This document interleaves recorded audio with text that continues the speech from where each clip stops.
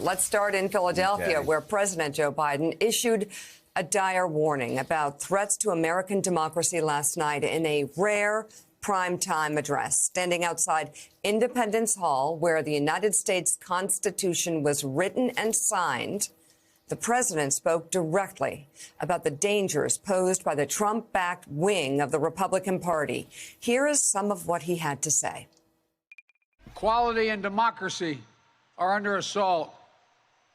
We do ourselves no favor to pretend otherwise. So tonight, I've come to this place where it all began to speak as plainly as I can to the nation about the threats we face. What's happening in our country today is not normal. Donald Trump and the MAGA Republicans represent an extremism that threatens the very foundations of our republic. Not every Republican embraces their extreme ideology.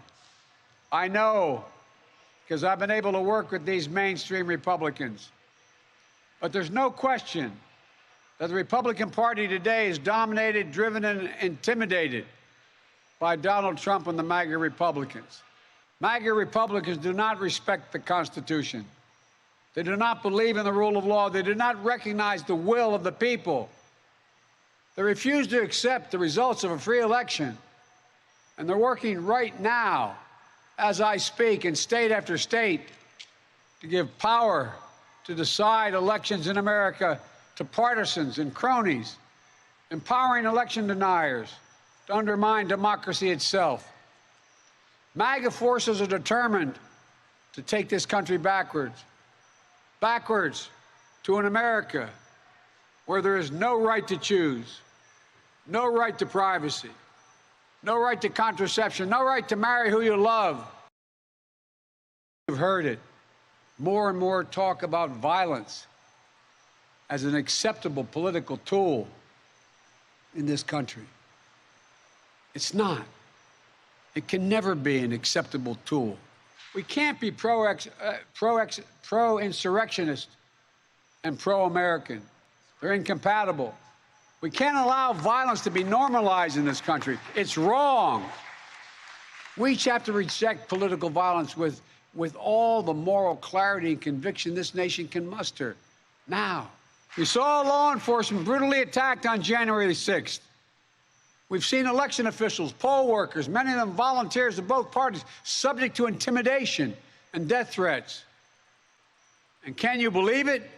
FBI agents, just doing their job as directed, facing threats to their own lives from their own fellow citizens. On top of that, there are public figures today, yesterday, and the day before predicting and all but calling for mass violence and rioting in the streets. But I want to say this plain and simple. There is no place for political violence in America, period. None, ever. You know, Maureen Dowd a few years ago had a column, quite a few years ago, Pulitzer Prize-winning columnist for the Times, where Maureen said that what presidential candidates prepare for is never what they have to deal with. And she gave the example, one of the examples Michael Besch lost was of George W. Bush, who famously said in 2000, telling what was then the party line, was that America was going to have a humble foreign policy, and it was really more of a domestic focus of the agenda than there was 9/11, and of course George Bush and the entire government had to respond in several ways. Joe Biden, likewise, wanted to bring this country together. And talked about that. He has been able to work with the other side in a way that we haven't seen in about 20 years. That said, when you have United States senators that are talking about Republican riots in the street, talking about violence in the streets, if the law is enforced, Joe Biden's really pushed to a position, is he not, where he really doesn't have any choice but to speak out against those calls for violence and civil war. I think you're absolutely right, Joe, and good morning, Mika, as well. Here we're in a situation where, we're talking about historical parallels. In 1860, we were on the precipice of civil war, very different from where we are in 2022, but this specter of looming violence. 1940, world violence. Would the United States enter World War II to oppose Adolf Hitler and Mussolini and the Imperial Japanese? I'm not suggesting that this year is the equivalent, except for in one respect.